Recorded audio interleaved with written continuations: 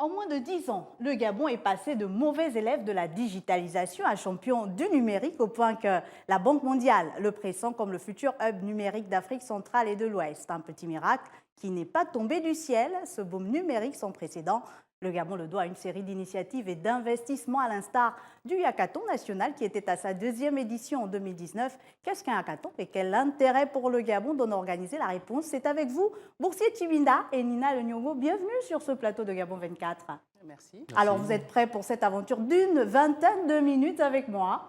C'est sûr. Ben, écoutez, complément d'info, c'est maintenant.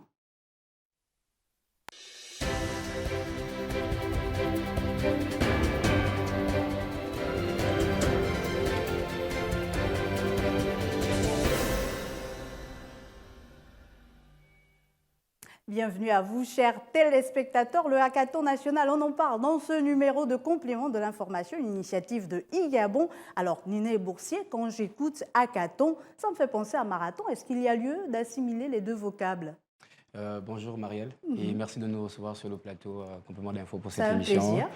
Évidemment, oui, dans Hackathon, il y a hack pour dire coder et D'accord. athon pour dire marathon.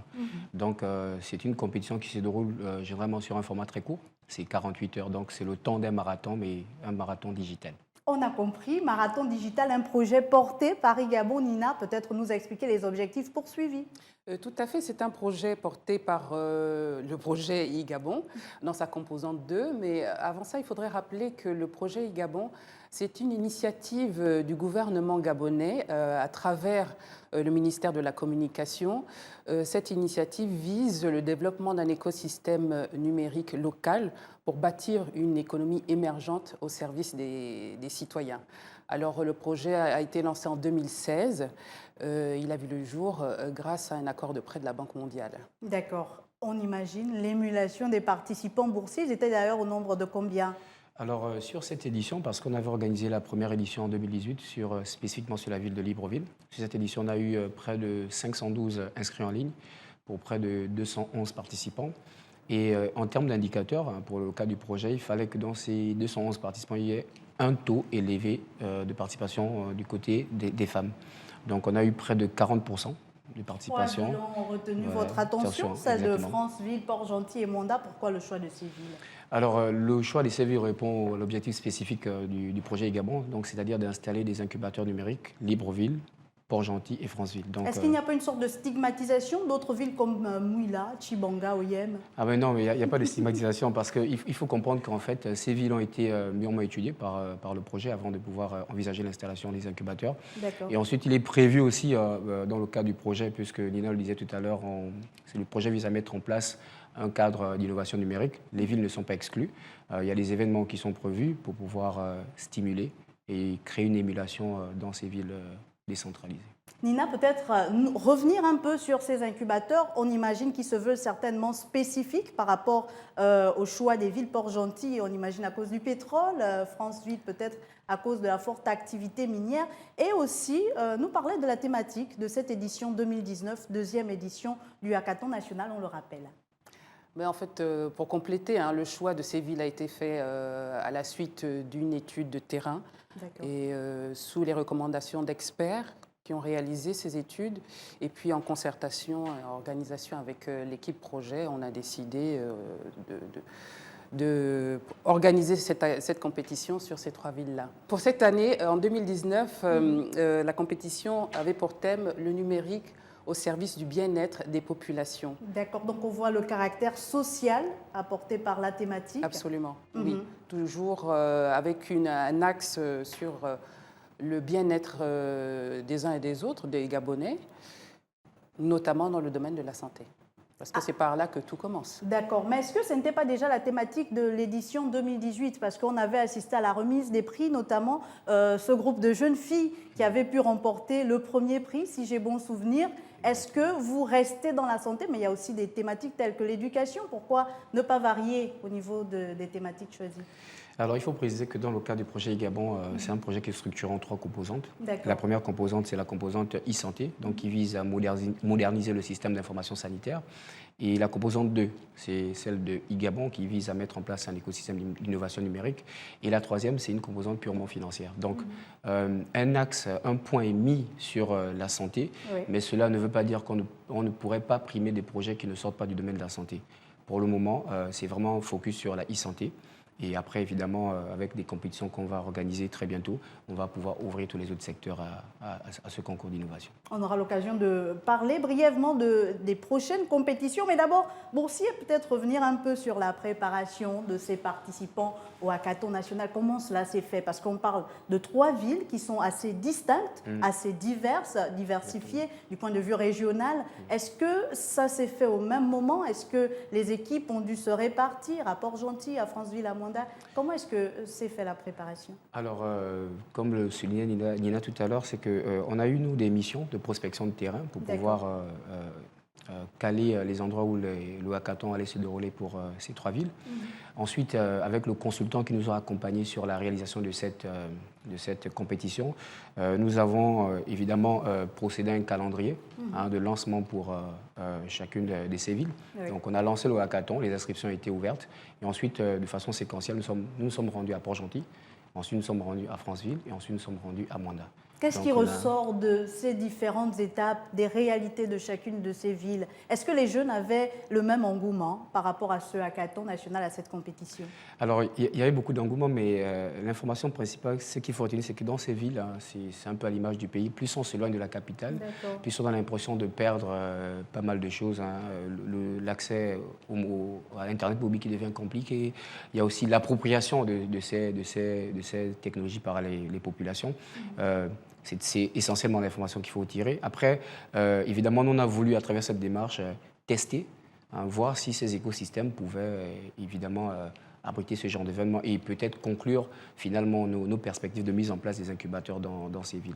Donc, de Port-Gentil à Franceville et en passant par Mwanda, oui, il y a plusieurs difficultés, il y a plusieurs problèmes, mais l'essentiel, c'est que, oui, l'usage de la technologie se fait dans ces villes, sauf que les jeunes ont besoin de beaucoup plus de sensibilisation, d'information et à l'usage de ces nouvelles technologies. Alors Nina Boursier relève quelque chose d'important, une difficulté qui, on le sait, est majeure dans l'accès notamment au numérique dans ces villes de l'intérieur du Gabon. Qu'est-ce qu'e-Gabon propose pour ces jeunes-là qui voudraient bien prendre part à ce genre de compétition mais qui malheureusement n'ont pas accès soit à Internet, soit à la technologie pour avoir même accès à Internet?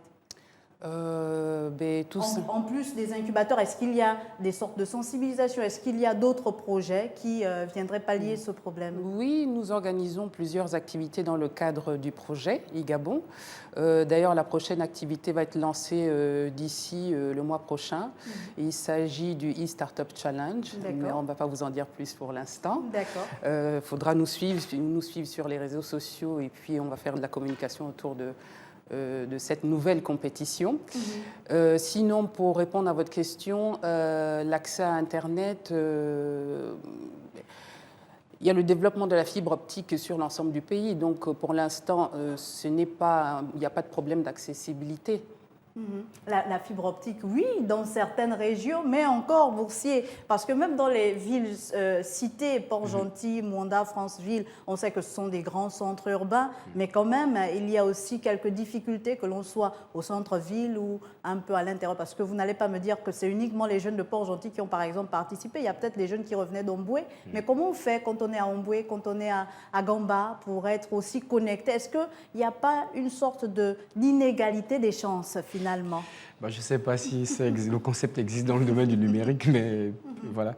Il faut préciser que oui, il y a des difficultés d'accès à Internet pour des raisons que tout le monde connaît, les coûts parfois élevés. Et puis, je reviens toujours sur cette notion d'usage des TIC. Vous voyez, à Libreville, les gens ont un certain usage, ils savent qu'est-ce qu'il faut faire de sa connexion, comment l'utiliser, à bon escient, comment créer du business derrière.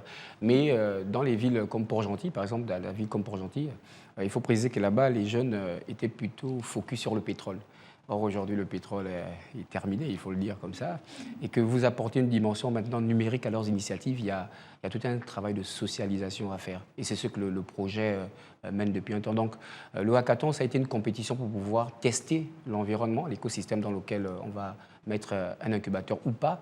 Parce que peut-être à la fin, on va se dire, au lieu de mettre un incubateur pour gentil, on mettra plutôt un espace de coworking où il y aura plus de formation dans la sensibilisation et dans la formation. Quelle est la différence entre l'incubateur et le coworking? Alors, parce que c'est des termes assez techniques, Boursier. Alors, enfin, ils ont un point commun, c'est que ce sont des espaces où les jeunes arrivent, ils créent, ils travaillent, etc. Après, un coworking, ça va être beaucoup plus axé focus formation, focus sensibilisation, focus initiation au TIC.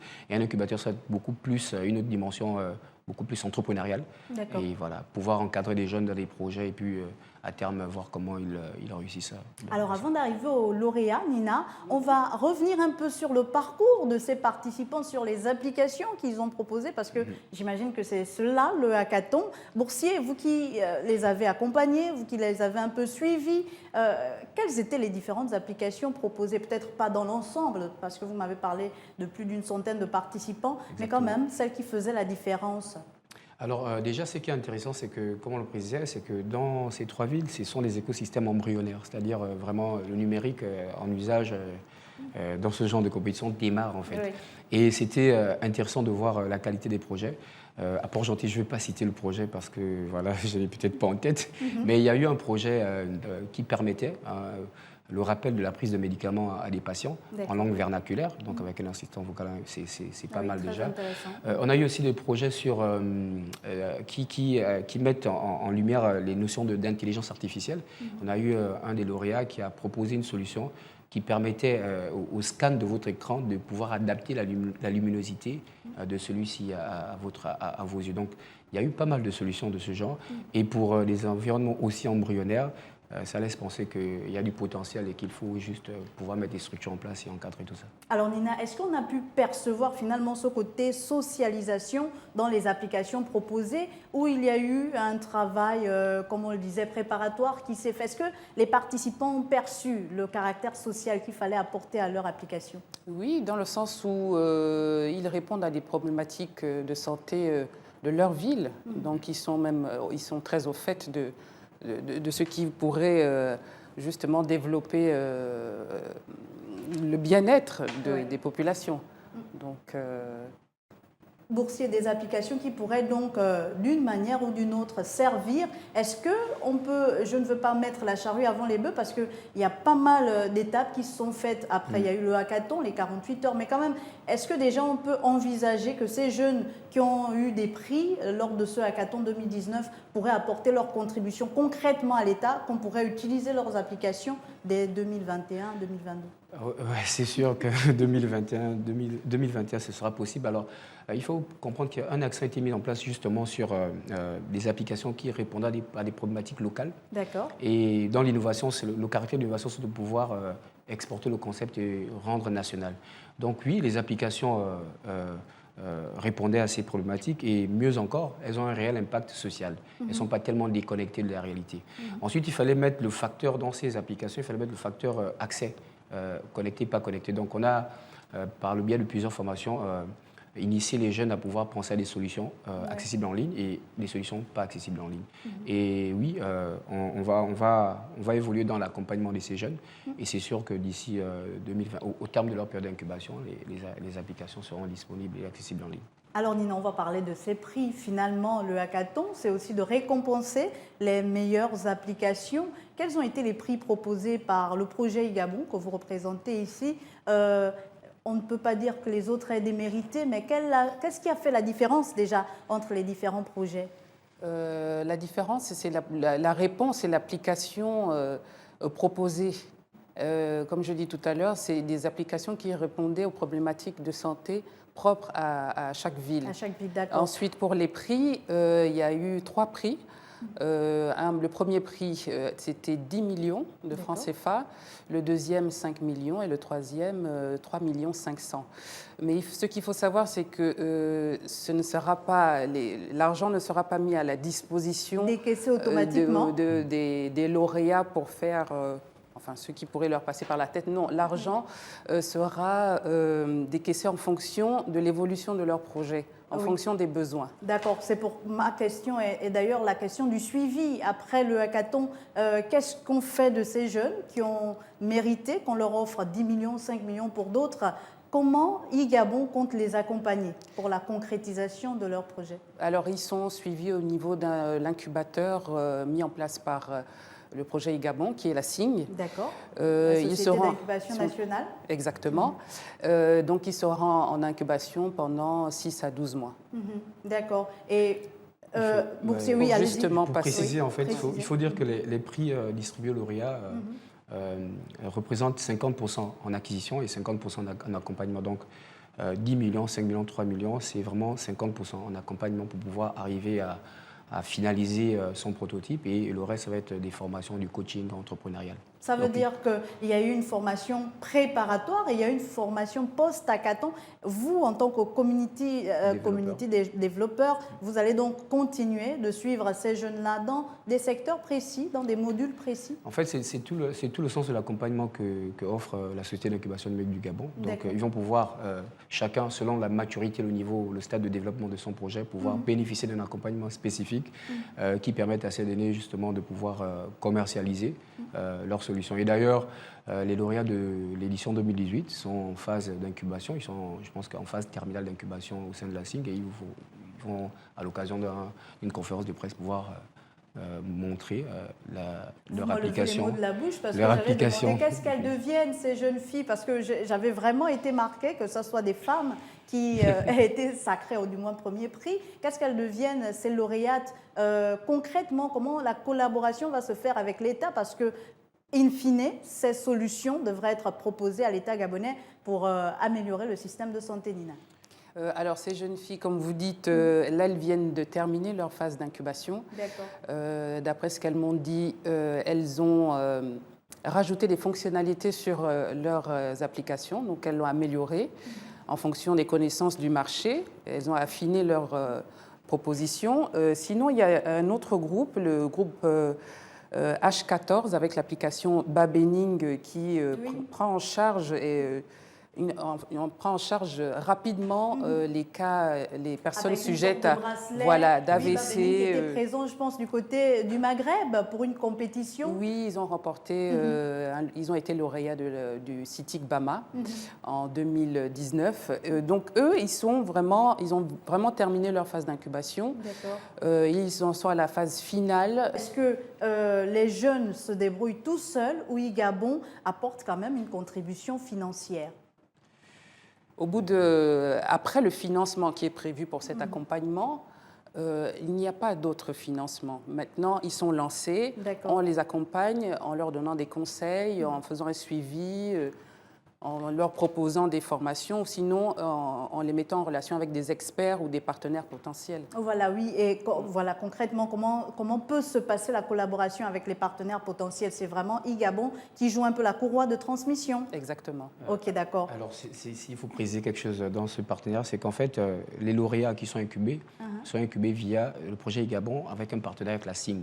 Et lorsqu'ils entrent en période d'incubation, donc ils ont tous les stades de développement de leurs produits, ils ont aussi un accompagnement entrepreneurial qui permet à ces derniers de pouvoir rencontrer de potentiels financeurs, de potentiels partenaires. C'est tout le sens de l'accompagnement que la SING offre à ces lauréats. Donc, in fine, lorsque le produit est accessible et mis en ligne, normalement, on a un retour client immédiat avec les partenaires que la SING offre à ces derniers. Et après, pour des besoins de production à longue échelle ou de support technique derrière, évidemment, le projet peut accompagner pour pouvoir trouver des partenaires dans ce sens. Alors, Boursier, vous nous avez parlé de certains projets. Est-ce que ce sont ces projets-là que vous avez évoqués ici qui ont été lauréats de cette édition 2019? Sinon, peut-être nous donner, par ordre de, j'ai envie de dire, premier, deuxième, troisième, quels sont les projets qui ont été porteurs pour cette deuxième édition du Hackathon national? Alors, on va préciser que tous les projets étaient porteurs.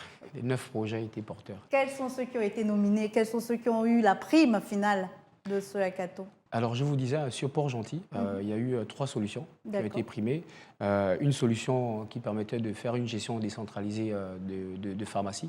Donc, à partir d'un point, on arrivait à trouver le médicament le moins cher, le plus accessible par rapport aux pharmacies qui sont aux environs. Alors, comment ils font? Est-ce que le patient va vers eux ou bien c'est au niveau de la pharmacie, un peu comme pour les billetteries d'avion, au niveau d'une agence, qu'on vous dit que telle compagnie est moins chère par rapport à telle autre? Comment ça se fait? C'est des solutions en ligne, en fait. C'est des solutions téléchargeables en application. Ok, donc chacun chez soi peut, à partir de l'application, pouvoir telle pharmacie trouver... est moins chère par rapport à...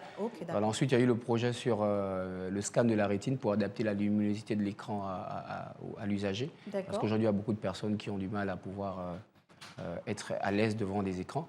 Et ensuite, il y a eu des projets du côté de Franceville sur la gestion d'eau. C'était un projet éco-durable, donc qui permettait de signaler une fuite, d'identifier le lieu où se trouve la fuite et de pouvoir faire intervenir la ECG, etc. Alors, à ce niveau-là, on n'est pas dans le secteur santé ou bien... Non, mais c'est ce qu'on vous disait en fait. On prime beaucoup plus des projets e-santé, mais c'est un projet qui permet d'améliorer le bien-être des populations.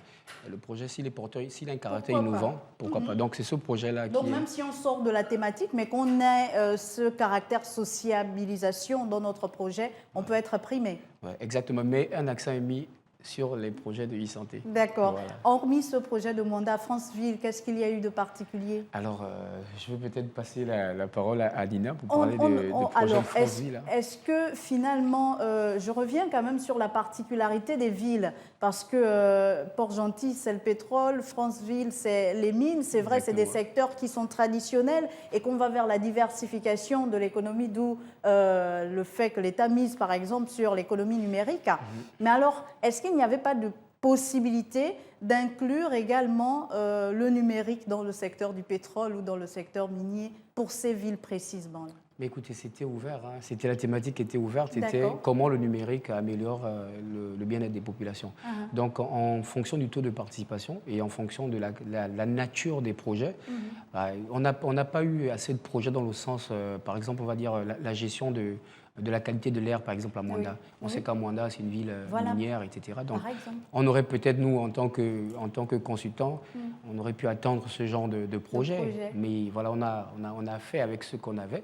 Parce que aussi, on a vraiment mis l'accent sur la e-santé.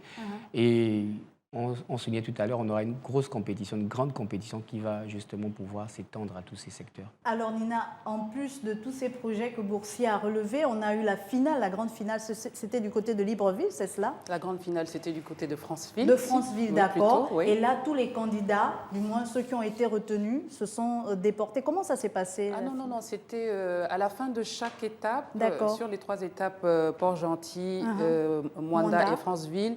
Nous avons procédé à une cérémonie de remise de prix à la fin de chaque étape.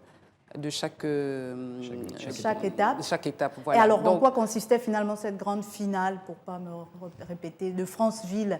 Qui étaient là-bas, les lauréats de Franceville qui ont été primés là-bas? Vous avez en fait bouclé la boucle à Franceville. Exactement. À Franceville. D'accord.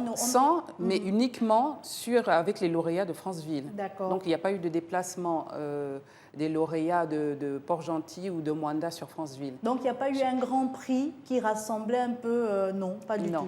On va dire que le grand prix, ça va être le e-Startup Challenge parce que justement les lauréats du hackathon vont être systématiquement intégrés dans la catégorie en démarrage du e-Startup Challenge. Alors c'est vrai que vous ne voulez pas en parler, mais est-ce que c'est une sorte de hackathon également ce e-Startup Challenge ou bien il faudra attendre une 3e édition du hackathon national? Sans vouloir dévoiler le secret des dieux. Alors c'est la dénomination e-Startup Challenge, mais en fait c'est un concours national de plan d'affaires. D'accord. Voilà, on va pas rentrer dans le détail parce qu'on n'est pas encore dans le temps de communication, mais c'est justement un concours qui sera ouvert à tous les secteurs, mais avec pour ambition de pouvoir intégrer une dimension numérique dans chaque projet.